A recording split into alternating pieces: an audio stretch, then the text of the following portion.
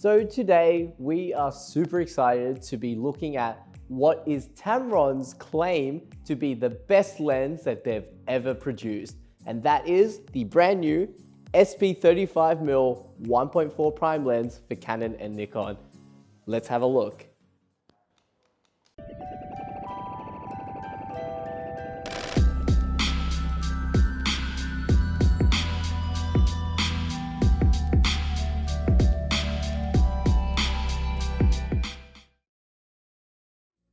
So a 35mm lens is a great wide-angle lens for you to get some pretty good landscapes as well as wide-angle portraiture as well. Now, if you're chucking this on an APS-C size sensor camera, then you will get the 50mm equivalent to give you a more tighter frame.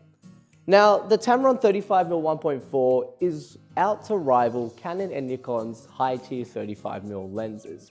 In terms of size-wise, you'll notice that the 35mm 1.4 from Tamron is quite similar.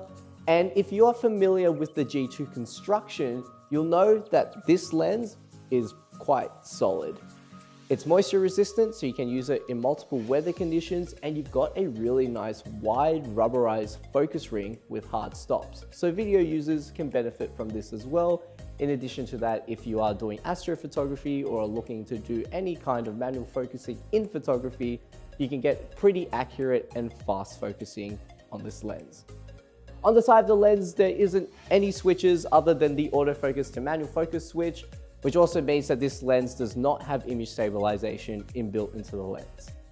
At the front of the lens, you have a nice and wide 72mm filter thread where you get exposed to this gigantic element at the front, and at the back of the lens, you have a metal lens mount.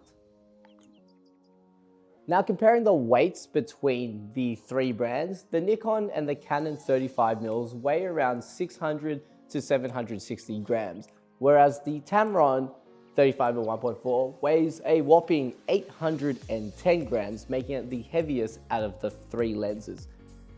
On the inside of the lens, you've got a 14 element in 10 group construction, where 4 of those elements are low dispersion elements and 3 of those are spherical elements, just to help combat chromatic aberrations and color fringing. Now, on the inside of the lens, there is a brand new developed autofocus system specifically for this lens, and that is the USD combined with the dynamic rolling cam mechanism.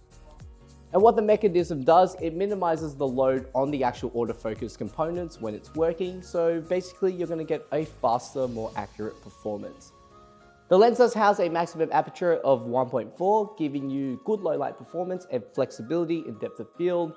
And like the other G2 lenses, the lens is double coated. However, it does have a brand new revamped B-Bar G2 coating, which is said to help with surface reflections, glaring and ghosting. And finally, it does have fluorine coating just to help battle against the elements and prevent some smudges as well. So right now we're going to take the Tamron 35mm out for a little road test, but at the moment all our rental Canon full frame bodies are currently out. So the only body I have with me today is the good old trusty Canon 60 Mark I. So funny story, I forgot how to read, and the lens is actually a Nikon mount and not a Canon mount. So we're going to be doing the review on a Nikon D750. So the minimum focus distance on the 35mm 1.4 is pretty good. It's 30 centimeters, so you can get pretty up close to your subjects. In terms of the focusing speed, it's lightning fast. Like getting focus of these plants right now, or just people on the street, it basically just snaps onto them instantly. So nothing to complain there. It's quite quiet too. So if you are looking to do autofocus in video, that could be possible.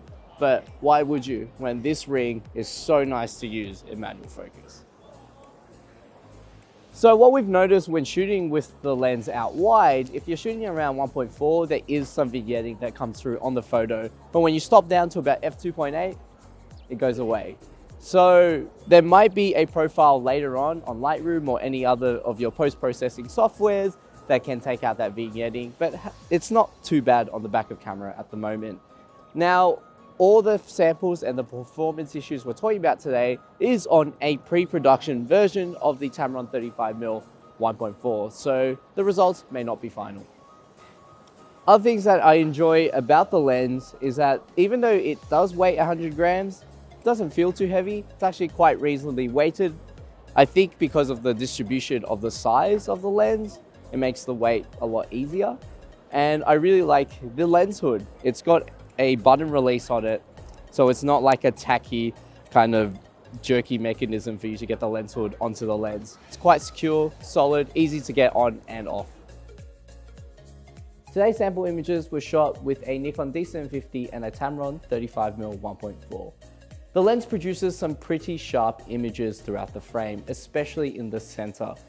Throughout the range, you do get a pretty good result. However, we saw the best results when you stop down to f2.8.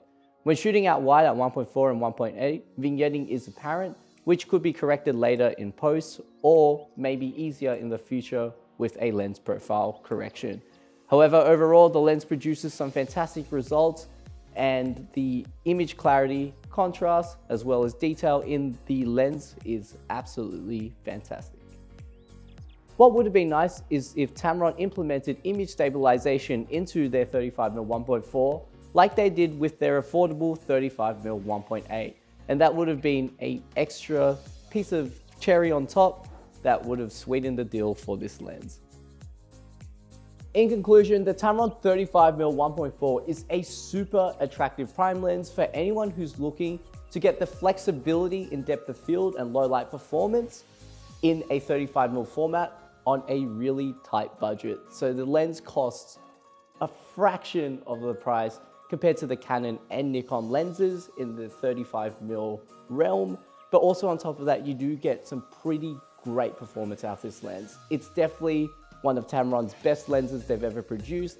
It's super sharp, nice and fast, and it's going to be a big one on the market. If you have any questions on the 35mm 1.4, pop them in the comments below. Make sure to follow us on our Facebook, Instagram, and our blog, which links to those are in our description below, so you can stay up to date with our latest events, workshops, sales, and everything else that goes on in store. And as always, if you enjoyed our video, hit the like button and the subscribe button so you don't miss out on our next update as we upload videos weekly.